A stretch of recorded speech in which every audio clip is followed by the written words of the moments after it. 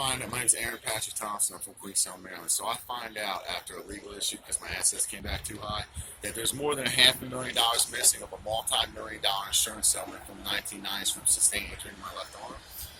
And I got some of the money back, but I find out they tried to not only kill me, but sell my organs on a black market. After blaming me for all this stuff that they're doing, like crimes I don't commit, you can go back through the list and wipe just about 3/4 of everything off.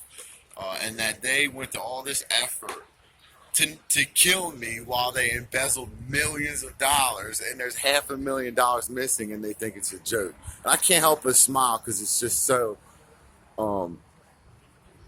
it's ridiculous. It's ridiculous. But that I almost got life in prison for crimes that I don't commit over people that are trying to get a paycheck from my death. Seriously. It really happened. And that these are the same people that I finally figured out as an adult. Because when I was younger, I didn't quite see it. But as an adult, I put it together and realized that they were the ones stalking me, destroying my stuff too. And all the other stuff bad happened too. And I want them prosecuted. So I made statements and I went to the courthouse and I told them what happened. And I want them all prosecuted. Serious. Real statement. I'm holding everything. I want all of them prosecuted. All of them. Oh, it's too much money and too many games. I don't play games about murder or defiling people's face or anything like that. And they're just going to make threats to me. As recently as this morning, downtown, I took their video too because they're involved in it. And there's absolutely no reason. They're trying to depict falsely labels for me when I don't do anything illegal at all. I never did. I'm not a criminal. But they're trying to make me into that by luring me into a time and place. And this has happened a few times.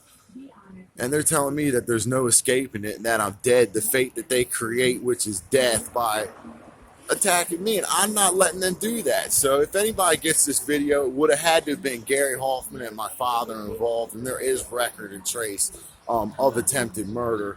And I have been to the courthouse too, so I'm putting the videos online just so I know for a fact that it is coming back on them, because nobody's gonna say that they can commit attempted murder over money and get away with it. And anybody, I know there's important people involved, is why they're trying to cover it up.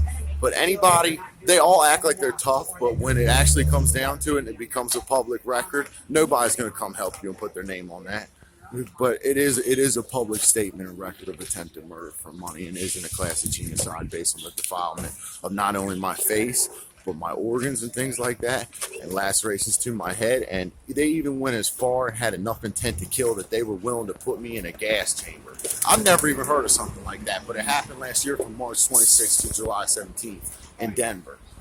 And they gassed me like 500 times and gave me brain damage while they followed me around and threatened me. And they said they would approach me not one time, not 100 times, more than 1,000 times. And they said, "Can I buy a cigarette?"